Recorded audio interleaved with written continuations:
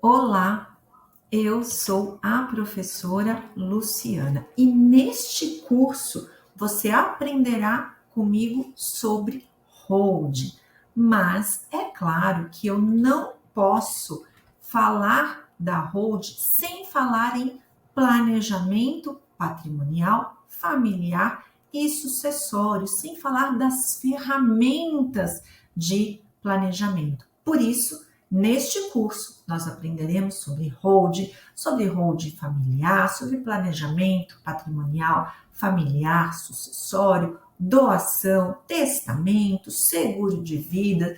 Vou falar com você sobre os impostos, porque sim, quando eu penso numa hold, quando eu penso num planejamento, eu também penso na questão tributária, certo? Então, qual é o meu objetivo nesse curso? O meu objetivo é que você tenha uma visão não só da hold, mas também das demais formas de planejamento, para que você consiga oferecer mais possibilidades para o seu cliente e também para que você consiga entender qual é a necessidade do seu cliente, como você vai colocar essa necessidade dentro daquilo que a nossa legislação permite. Então, você vai ter uma visão muito mais ampla, porque sim, eu não consigo falar, e eu vou repetir isso sempre para você, falar em hold sem pensar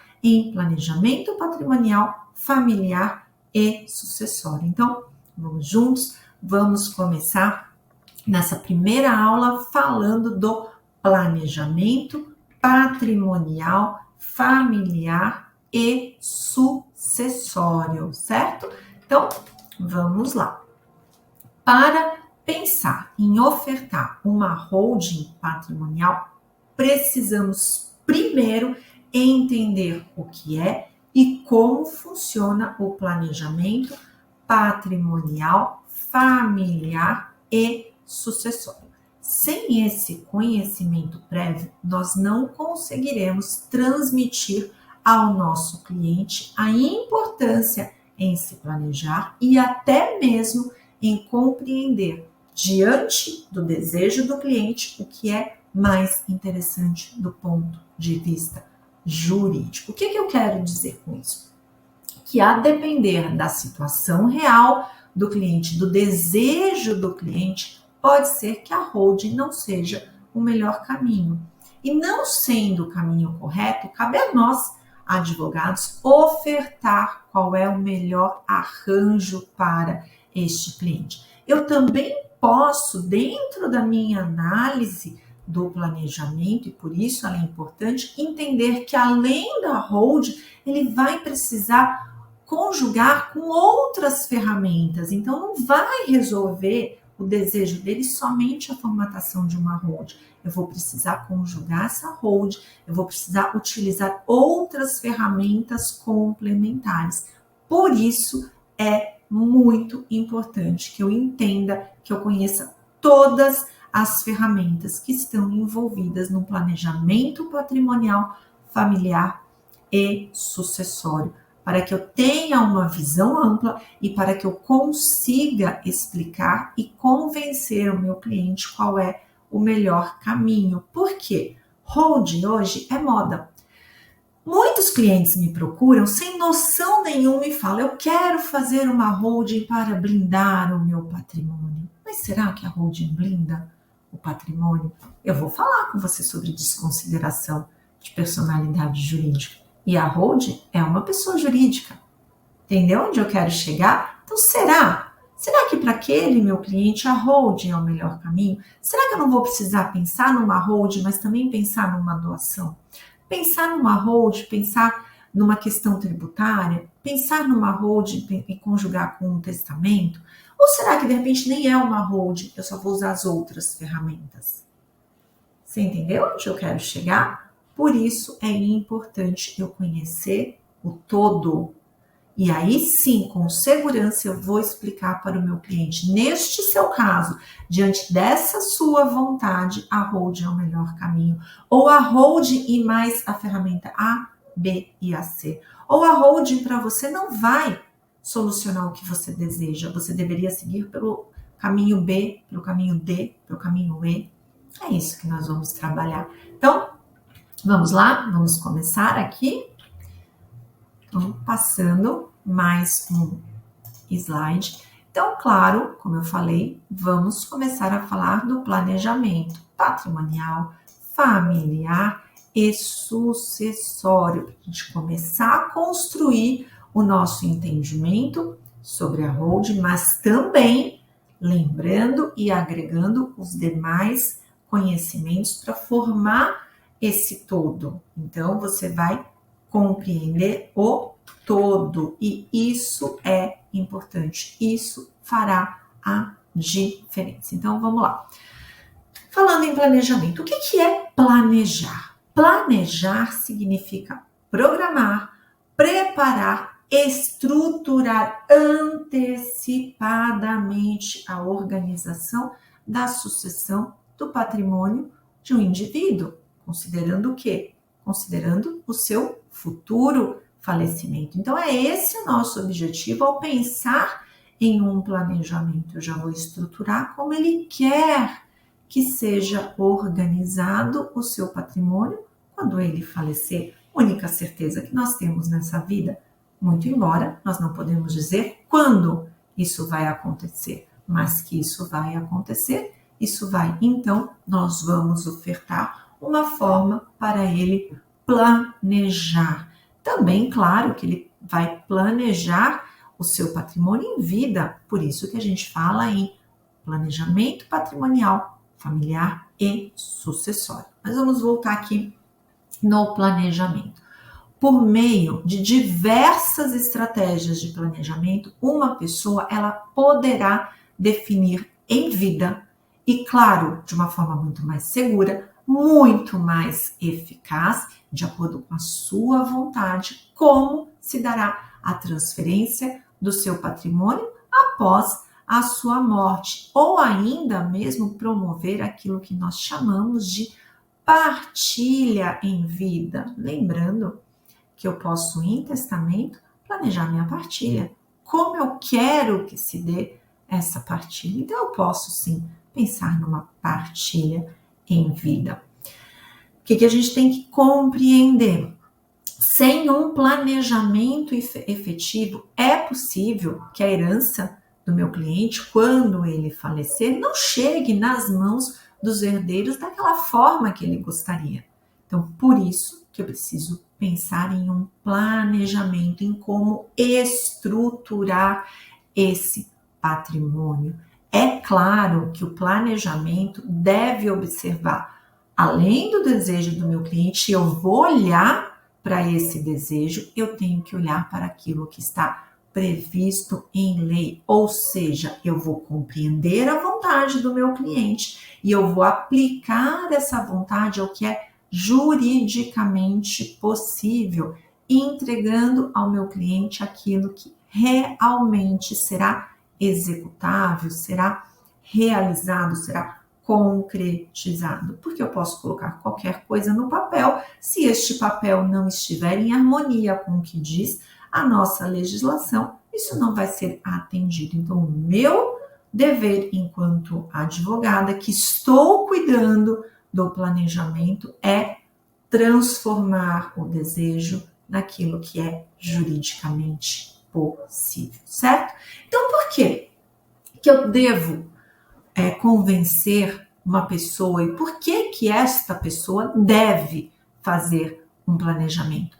Essa é a pergunta que você deve explicar ao seu cliente. Para quê? Para tentar convencê-lo a contratar esse serviço. E o principal motivo para impedir o estresse, o desgaste, o atrito entre herdeiros ou entre beneficiários, fazendo sempre com que cada participante receba a sua parte de uma forma justa. Então, eu tenho que explicar isso para ele. Quando eu planejo, eu consigo diminuir discussões futuras, eu consigo diminuir estresse. Eu também, quando eu planejo, eu vou deixar a sucessão muito mais prática, sem desgaste, sem perder tempo, está tudo ali pronto. Outro ponto importante, o planejamento, ele é importante para aproveitar melhor os benefícios fiscais. É claro, a gente pensa em tudo isso. Então, eu também posso entregar em vida uma parte, por exemplo, do patrimônio. Para quê? Olha que interessante. Para evitar que eles tenham que aguardar o fim do inventário para usufruir esse patrimônio. Então, eu também posso fazer esse pensamento. Então, começar a planejar pode sim ser uma opção interessante para o seu cliente para evitar problemas no presente e também, é claro, para preservar a harmonia entre os eventuais herdeiros no futuro. Além, óbvio, e isso é o ponto mais importante, de fazer prevalecer o direito, o desejo do falecido, daquele nosso cliente que foi a óbito. Porém, o planejamento patrimonial, familiar e sucessório, ele vai exigir de nós conhecimentos em diversas áreas. Claro, direito de família, direito das sucessões, direito contratual, direito imobiliário, direito das obrigações, direito tributário, direito empresarial e também noções de contabilidade. Por isso, o que é importante? Que eu faça parcerias com profissionais de outras áreas, para que juntos consiga entregar o que é o melhor para o cliente. Quando eu penso, por exemplo, numa holding, eu vou precisar de um contador. A holding é uma empresa. Então, eu crio ali toda a engenharia contratual, todas as cláusulas protetivas, as cláusulas ouro da holding, mas eu preciso do contador para abrir o CNPJ dessa holding, para gerenciar a parte contábil dessa holding. Eu vou precisar de um advogado tributarista para ele explicar qual é o melhor formato dessa holding, qual é o melhor lucro presumido, lucro real. Eu vou precisar de uma pessoa que saiba formatar um contrato empresarial. Então, eu posso ali montar um grupo, fazer parcerias, cada um dentro da tua área. É muito importante isso, é muito interessante você fazer isso. Por quê? Eu vou encontrar na internet modelinhos de holding. Se você jogar no Google, você vai encontrar. Só que nada mais é do que uma empresa com o nome de holding. As cláusulas da sucessão, as cláusulas que fazem a diferença, somente um advogado que é especialista em família e sucessões vai conseguir colocar. Vocês entenderam onde eu quero chegar? Então, veja, até uma holding, ela é complexa. O planejamento patrimonial, familiar e sucessório, ele é complexo. Eu posso precisar de várias mãos. Isso é importante. Mas vamos lá? Vamos seguir? Quem pode fazer, então, um planejamento? Qualquer pessoa, maior ou capaz. Qualquer pessoa. Veja que eu não falei aqui em qualquer pessoa que tenha X de dinheiro. Eu falei em qualquer pessoa maior e capaz. E por quê? Então, vamos trabalhar isso. Qualquer pessoa que possua um patrimônio, independente do valor deste patrimônio, pode fazer um planejamento. Claro, antigamente era muito comum que somente pessoas com volume patrimonial muito alto pensassem, por exemplo, numa holding. Hoje, o planejamento, ele pode ser feito por qualquer pessoa que tenha capacidade, independente do valor do seu patrimônio. Eu tenho somente um imóvel. Posso fazer um planejamento sobre este imóvel? Posso. É claro que eu posso. Eu tenho milhões na minha conta. Eu tenho diversos imóveis espalhados pelo Brasil. Posso pensar num planejamento? Posso. Então, é o que eu falo. Por conta disso, dessa questão, qualquer pessoa com qualquer valor patrimonial pode planejar? Exatamente por isso é importante oferecer a todos os seus clientes o serviço de planejamento patrimonial, familiar e sucessório, apresentando sempre os tipos ou as ferramentas de planejamento que pode ser formatado, escutando sempre o que o cliente deseja. Não deixe de oferecer.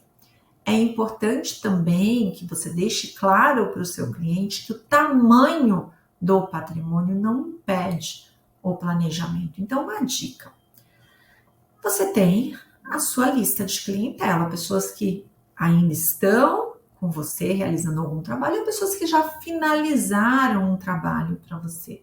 Manda um e-mail para essas pessoas que são ou já foram seus clientes. Explique que você está colocando na prateleira do teu escritório o planejamento patrimonial, familiar e sucessório. Faça um resumo do que é esse planejamento. Diga quais são as ferramentas que você pode aproveitar. E se eles tiverem mais interesse, se eles quiserem conhecer mais sobre isso, que você pode entrar em contato, ele pode entrar em contato e agendar uma consulta com você. E aí talvez você esteja se perguntando, mas professor, eu posso fazer essa mala direta, oferecer dessa forma assim tão direta para o cliente? Presta atenção no que eu vou te falar. Aqui você não está oferecendo para um público aleatório e desconhecido. Aqui você está oferecendo para pessoas que são seu cliente agora, que estão fazendo com você qualquer serviço ou que já fizeram, já foram seu cliente. Então, esta pessoa já te conhece, esta pessoa já está ou esteve em algum momento na sua base de clientela. Então, este oferecimento para pessoas que estão dentro da tua base de clientela, sim, ele é perfeitamente possível. Eu não estou ferindo o nosso código, eu não estou ferindo o nosso estatuto, eu estou oferecendo para pessoas que me conhecem, que em algum momento me contrataram para algum serviço. Entendeu a diferença do que eu quis dizer? Então, para a tua clientela, você pode sim oferecer esse mais novo serviço, contar essa novidade para o seu cliente. Isso é extremamente importante. Isso você está agindo com ética, você está agindo dentro dos limites do que o nosso estatuto, o nosso código de ética determina. Eu não vou, claro, indicar preço para esse meu cliente. Eu vou explicar que eu estou com este novo serviço. Eu vou explicar que existem ferramentas interessantes e que podem auxiliá-lo no futuro. Mas eu não vou passar preço, eu não vou passar tabela. Aqui não é um comércio, aqui é um trabalho intelectual. E eu só conseguirei passar preço quando eu analisar a realidade desse meu cliente. Vocês entenderam a diferença? Então, a gente pode sim, deve sim, desta forma respeitosa, desta forma correta, seguindo o nosso estatuto, seguindo o nosso código de ética. E vamos lá. Então, já começando aqui a falar quais seriam as ferramentas do planejamento patrimonial, familiar e sucessório. Eu destaquei algumas.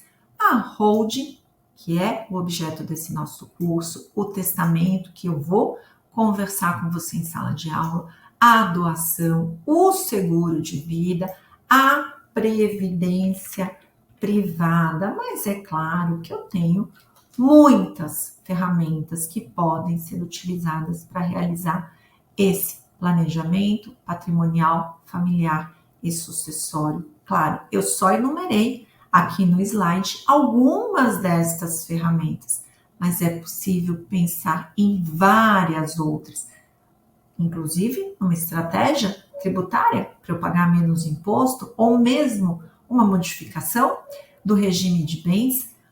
Podem, claro, ser ferramentas úteis para pensar num bom planejamento patrimonial, familiar e sucessório.